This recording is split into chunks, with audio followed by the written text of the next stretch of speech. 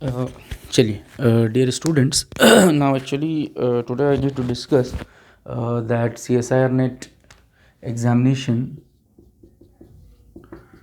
CSIR net examination 2022 फरवरी में जो exam हुआ था, on the basis of that I need to discuss how the standard of question was.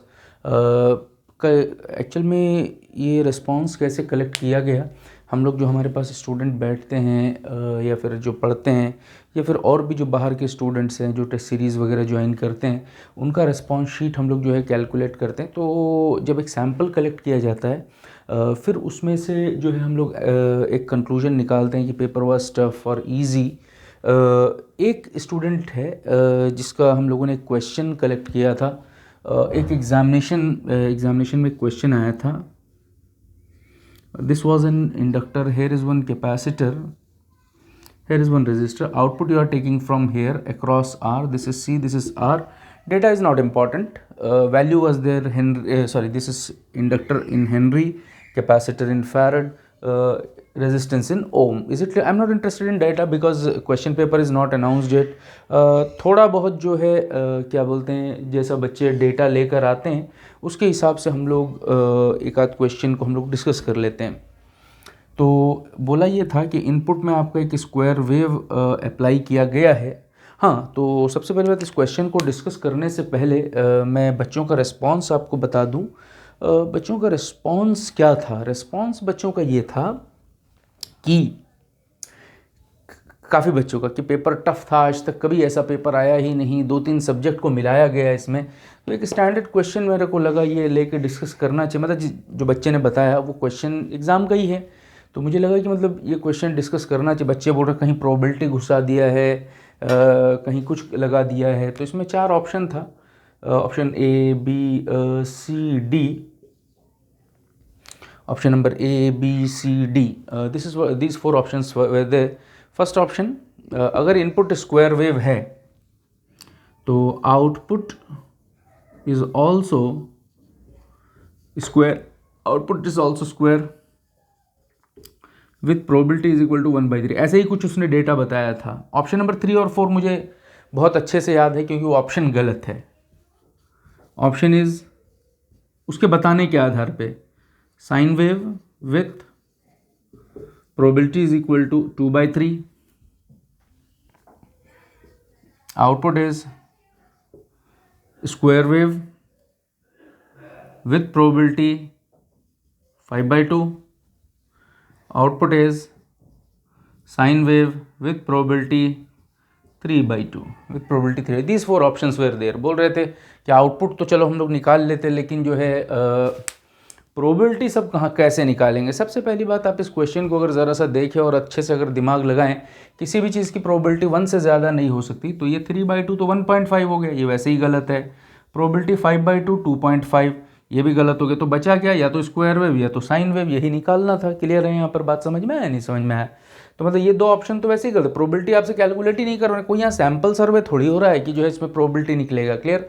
ये तो बस एक उलझाने वाली बात है और उस एग्जामिनर को भी पता है कि प्रोबेबिलिटी नहीं निकलेगी, उसीलिए उसने ऐसा प्रोबेबिलिटी दिया है कि क्या बोलते हैं, समझ में आया? नहीं समझ में आया? तो ये तो वैसे ही गलत हो गया। उसके बाद साइन वेव होगा या स्क्वायर वेव होगा। अगर ये सर्किट 12th क्लास में रेजोनेंस फॉलो करेगा, रेजोनेंस, तो Z is equal to R होता है, ये 12th क्लास में आपको मालूम है। XL is equal to XC हो जाता है। तो I is equal to V/R, ये पूरे सर्किट से जो करंट फ्लो करेगी V divide by R। Voltage wave square wave है, तो वोल्टेज अगर स्क्वायर है डिवाइडेड बाई 2 ओम कर दोगे तब भी स्क्वायर ही रहेगा, करंट भी स्क्वायर के फॉर्म में होगी। Square divided by ohm square, क्योंकि इसमें कोई फेज वेज होता नहीं है। Is it clear? तो करंट आ गया स्क्वायर इंटू, तो करंट आ गई, आई आ गई, आई इंटू आर, यहाँ का आई इंटू आर अगर कर देंगे तो फिर से वोल्टेज आ जाएगा। तो वोल्टेज भी किस फॉर्म में होगा? स्क्वायर। अगर सर्किट रेजोनेंस फॉलो करेगी तो।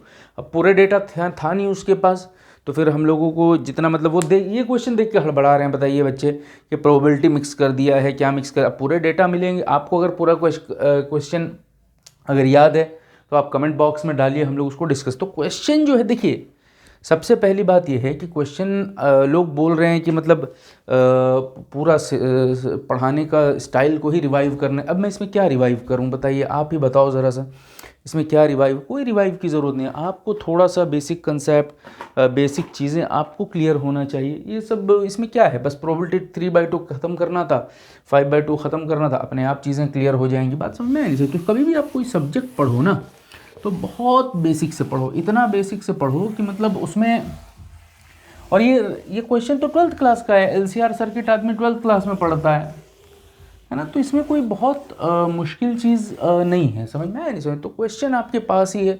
बस लोग ये बोलते हैं कि आज से पहले, इससे पहले कभी ऐसा क्वेश्चन आया नहीं। भाई सही बात है, कभी नहीं आया, इतना आसान क्वेश्चन कहाँ आएगा। आपके पास भी अगर क्वेश्चंस हैं, आपको याद हैं, तो आप कमेंट बॉक्स में डाल सकते हैं। We will revive over that, clear है? यहाँ पर we will give the solution for you even before coming updation of answer key, will give you the answer. कई बच्चों को होता है कि एक आध क्वेश्चन में डाउट रहता है, वो हो जाए तो अंदर से बहुत ज़्यादा कॉन्फिडेंस आ जाता है, तो we can discuss that. Is it clear? तो बहुत बेसिक से होना चाहिए, बहुत अच्छे से पढ़ाई होनी चाहिए, क्लियर, बिल्कुल बेसिक। बस प्रोबेबिलिटी 1 से कम है, सबको मालूम, 1 या 1 से कम होता है, ज़्यादा वाले को नेगलेक्ट करना था, है ना। तो this is what the representation ना। जब हम लोग आए हैं तो एक छोटा सा टॉपिक हम लोग डिस्कस करके जाएंगे, डिफरेंस बिटवीन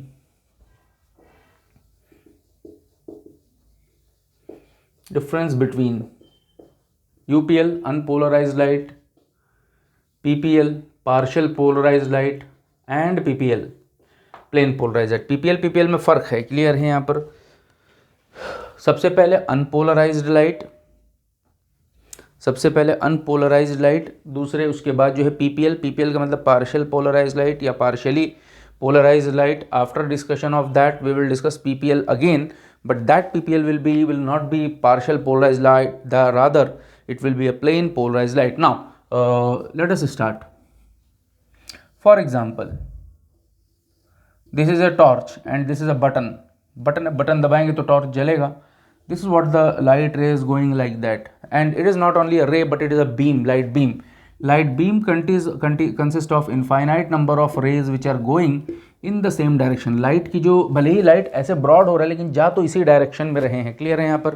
तो बीम का अगर डेफिनेशन अगर आप डिफाइन करें, beam consist of how many number of rays? Infinite number of rays, hope you got the idea. This is what the definition of light beam, clear है यहाँ पर? बात समझ में आया? तो बीम भारी शब्द है, रे छोटा शब्द है, क्यों? क्योंकि बीम में इनफाइनाइट नंबर ऑफ रेज हैं, क्लियर है यहाँ पर? बात समझ में आया नहीं समझ में आया? आगे चलते हैं।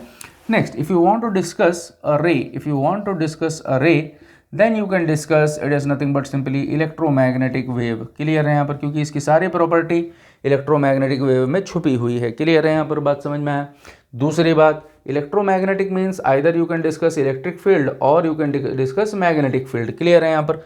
दोनों कभी नहीं डिस्कस किए जाते। इलेक्ट्रिक फील्ड डिस्कस कर लेंगे तो मैग्नेटिक फील्ड उसी से कैलकुलेट हो जाता है, मैग्नेटिक फील्ड डिस्कस कर लीजिए तो इलेक्ट्रिक फील्ड उसी से कैलकुलेट हो जाता है, फार्मूला है उसका, है ना।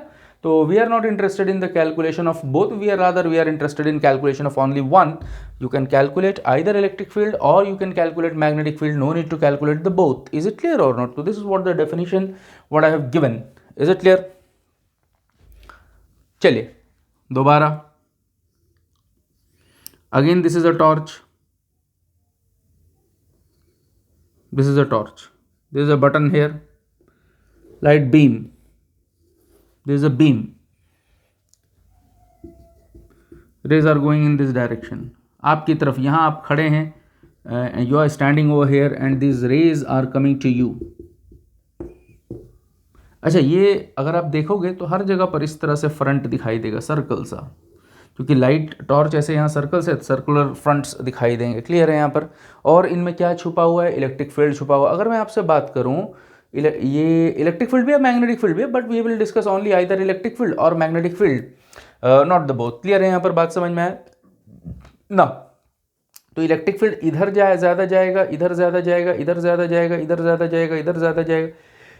दूसरा सवाल आपसे पूछते हैं कि लाइट जो है मुझसे ज़्यादा मोहब्बत करेगा, आपसे ज़्यादा मोहब्बत करेगा, या लाइट को ऐसा कोई ज़रूरत नहीं, कहीं दिखेगा वहाँ जाएगा। तो इसमें जो फील्ड्स हैं, it will be uniform in all the directions, clear है? लाइट रेज में है क्या? इलेक्ट्रोमैग्नेटिक फील्ड ही है। तो फील्ड की जो है एफिनिटी या मोहब्बत किसी एक से नहीं होगी बल्कि हर दिशाओं में बराबर होगी। क्लियर है यहाँ पर बात? समझ में आया नहीं समझ में आया? इसका मतलब अगर मैं आपके सामने एक एक्स एक्सिस बनाऊं और एक वाई एक्सिस बनाऊं, एक आपके सामने जेड एक्सिस बनाऊं, ज़रा सा ध्यान से देखिए आप। अगर मैं आपसे ये पूछूं this is what the notation, this is what the notation and this angle is here theta with respect to x axis, with respect to x axis, with respect to x axis,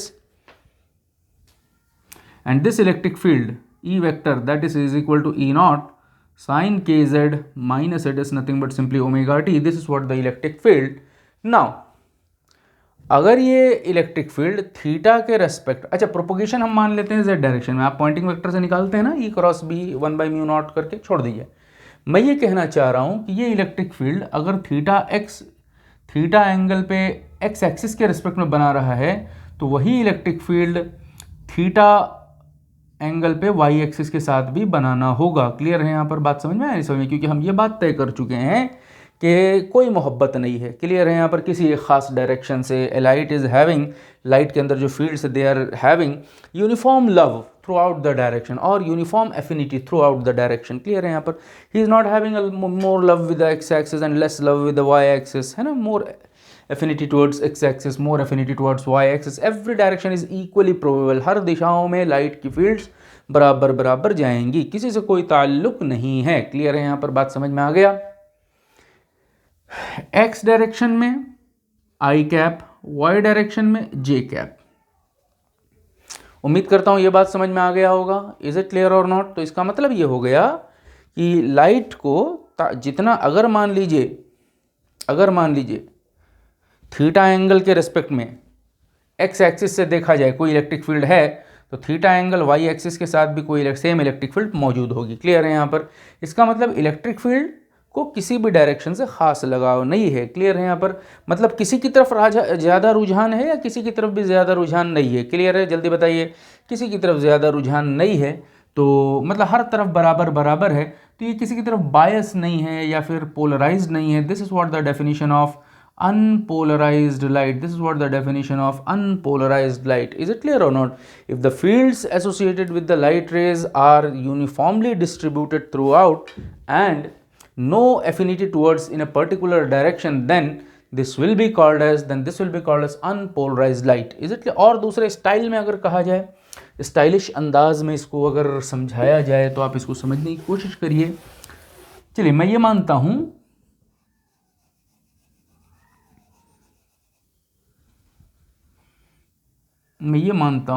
कि हाँ ये वाला electric field, अभी जो electric field है theta angle के साथ x axis के साथ है। तो अगर मैं उसको लिखना चाहूँ electric field that is equal to e naught cos theta sine k z minus omega t i cap plus e naught sine theta sine k z minus omega t j cap. कैसे लिख दिया ज़रा सा ध्यान से देखिए। Theta major किया जा रहा एक्स एक्सिस से, अगर थीटा ज़ीरो कर दें तो सिर्फ कौन सा डायरेक्शन आ जाएगा? एक्स वाला डायरेक्शन आ जाएगा। थीटा ज़ीरो करके देखिए, कॉस ज़ीरो 1 हो गया, साइन ज़ीरो 0 हो गया, तो e naught sine k z omega t कौन सा डायरेक्शन? आई कैप का मतलब x axis. Is it clear और नॉट? तो like this you are suppose to write. Is it clear और not? I hope you got the idea. Similarly अगर ये वाली फील्ड ना हो, अगर इलेक्ट्रिक फील्ड इधर हो और आज थीटा कहाँ से मेजर किया जा रहा है? वाई एक्सिस से। थीटा कहाँ से मेजर किया जा रहा? वाई एक्सिस से मेजर किया जा रहा। आज इलेक्ट्रिक फील्ड लिख के बताइए ज़रा सा। That is equal to E naught. This is nothing but simply sin theta sin kz minus omega t I cap plus E naught cos theta sin kz minus omega t j cap। Check कर लीजिए ज़रा सा सही है यानी। अगर theta zero कर दिया जाए, थीटा ये जो थीटा है ये थीटा ज़ीरो कर दिया जाए तो थीटा ज़ीरो करने से ये रे वाई डायरेक्शन में आ जाएगी, मतलब जे कैप पे आ जाएगी। थीटा ज़ीरो करके देखिए, साइन 0 0 हो गया, कॉस 0 1 हो गया, तो कौन सा डायरेक्शन में आ गई, जे कैप में आना भी यही चाहिए था। क्लियर है यहाँ पर बात, समझ में आया नहीं समझ में आया? Is it clear? अच्छा, इंटेंसिटी अगर निकालना चाहें, इंटेंसिटी अगर आप निकालना चाहें, intensity that is equal to anything या एम्पलीट्यूड का स्क्वायर। बताइए ज़रा सा, एम्पलीट्यूड जो कुछ भी होगा यहाँ से आप उसका स्क्वायर कर देंगे तो इंटेंसिटी एम्पलीट्यूड का स्क्वायर आ जाएगी। क्लियर है यहाँ पर? अच्छा, अनपोलराइज लाइट के बारे में अगर हम बात करें, अनपोलराइज लाइट के बारे में अगर हम बात करें, ध्यान से देखिए ज़रा सा, ये वाली पार्ट तो ज़ीरो हो गई, ये जब वाई एक्सिस की तरफ से कैलकुलेट किया था तो यहाँ ई नॉट बचा, इंटेंसिटी जो है ई नॉट स्क्वायर आ गई, एम्पलीट्यूड का स्क्वायर, ये एक्स एक्सिस के रिस्पेक्ट में था, ये वाला पार्ट ज़ीरो हो गया था, ये इंटेंसिटी एक्स मान लेते हैं। यहाँ से इसकी इंटेंसिटी अगर निकालें आई, सॉरी ये वाई के रिस्पेक्ट, वाई वाला है ना, वाई लिख दीजिए। अच्छा, ये वाला एक्स एक्सिस है, इंटेंसिटी एक्स, ये बचा है ई नॉट स्क्वायर। तो इसका मतलब अनपोलराइज लाइट जब थीटा एक्स के साथ भी बना रहा था, थीटा वाई के साथ भी बना रहा था, तो इंटेंसिटी अबाउट एक्स और इंटेंसिटी अबाउट वाई कैसा है बताइए ज़रा, सेम है, e naught square e naught square. It means for an unpolarize light that is intensity is always equal, that is Ix is equal to Iy is equal to E naught square। मैंने x के लिए भी लिखा field, y के लिए भी लिखा field और एम्पलीट्यूड निकाल ली। This is what the process to write the amplitude. But if sometimes अभी तक तो Ix इक्वल टू Iy है, अगर Ix ग्रेटर देन Iy हो जाए, जैसा अब होगा अगले केस में ब्रूस्टर्स लॉ में, या Iy ग्रेटर देन Ix हो जाए, then this will be called as partial polarize light. Then this will be called as partial polarize light. जब तक इंटेंसिटी बराबर होगी हर दिशाओं में, x में देखो y में देखो, तब उस केस में तब तक हम लोग उसको बोलेंगे अनपोलराइज लाइट। अगर कहीं कम ज़्यादा होने लगे intensity, then it will be called as partial polarize light. मान लीजिए ये प्लेन है, x axis, y axis, z axis, intensity पूरी की पूरी एक्स एक्सिस में है, पूरी की पूरी वाई एक्सिस में है, या फिर भले इंटेंसिटी ऐसे क्यों ना हो जाए, तब भी तो एक डायरेक्शन में है ना, then it will be called as plane polarize light. Clear है? यहाँ पर कम ज़्यादा तो का सवाल ही नहीं है। क्लियर है? यहाँ पर एक पर्टिकुलर डायरेक्शन में आ जाए intensity, then it will be called एक particular direction for a plane polarize light when intensity, light intensity इसका मतलब ये है, is in a particular direction, then it will be called as plane polarize light. बात समझ में आया? अब अनपोलराइज में हर दिशा में होगी, पार्शियल में हर दिशा में तो होगी लेकिन कम ज़्यादा होगी। क्लियर है? यहाँ पर हर दिशा उशा नहीं, एक ही दिशा में होगी। क्लियर? ये एक ही दिशा है, ये एक ही दिशा है, एक ही दिशा है, किसी एक दिशा में। हाँ, अगर ऐसे होगी तो फिर ऐसे नहीं होगी, ऐसे नहीं होगी, ऐसे होगी तो फिर ऐसे ही होगी, फिर ऐसे नहीं होगी। Is it clear? This is what the meaning of plane polarize light. तो सारा गेम आगे चल के हम लोग अनपोलराइज लाइट से ही शुरू करेंगे और वहीं से हम लोग जो है आगे प्रोसीड करेंगे। उम्मीद करता हूँ ये चीज़ आपको समझ में आया होगा, difference between unpolarize light, partial polarize light and plane polarize light. इसके बाद हम लोग ब्रूस्टर्स लॉ देखेंगे, उसके बाद हम लोग जो है डबल रिफ्रैक्टिंग क्रिस्टल देखेंगे, उसके बाद जो है हम लोग मैलस लॉ देखेंगे। Very very important for the examination point of view, for the CSIR, NET, JRF, GATE, IIT JAM, these are the topics which are very important. तो उम्मीद करता हूँ ये टॉपिक आपको जो है बहुत अच्छे से समझ में आया होगा और क्वेश्चन का रुझान आपको देख के पता चल गया होगा। भाई देखो, क्वेश्चन को ट्विस्ट तो करना है ना, भले ही गलत तरीके से ट्विस्ट करे। गलत तरीका तो गलत नहीं था, ऑप्शन गलत थे, 2 ऑप्शन, तो भाई नहीं तो कट ऑफ फिर बढ़ जाएगा। नहीं, बात समझे? हर बार वही चीज़ रिपीट होंगे तो ये तो उलझाने वाली बात है। क्लियर है? यहाँ पर बात समझ? Question was not tough, question was up to the mark. You have to be presence, you have to show your presence of mind. भाई इसमें प्रेजेंस ऑफ माइंड ही शो करना था। वो एग्ज़ाम के बाद जब वो बच्चा आया वो क्वेश्चन लेके, मैंने उसको बताया भाई प्रोबेबिलिटी 3/2 1.5 है, क्या ये सही? वो सोच रहा सही है कि नहीं है नहीं? तो this is not good. Is it clear और नॉट? है ना? And even he is preparing from last 2 to 3 years। Is it clear? तो चीज़ें, पुरानी चीज़ें रट लेना ये इंपॉर्टेंट नहीं है, बल्कि ये है कि कितना कंसेप्चुअली आप चीज़ों को समझते हैं, कितना आपका प्रेजेंस ऑफ माइंड है। That is very very important. Is it clear? तो I hope you got the idea. Will meet in the next lecture. Thank you very much.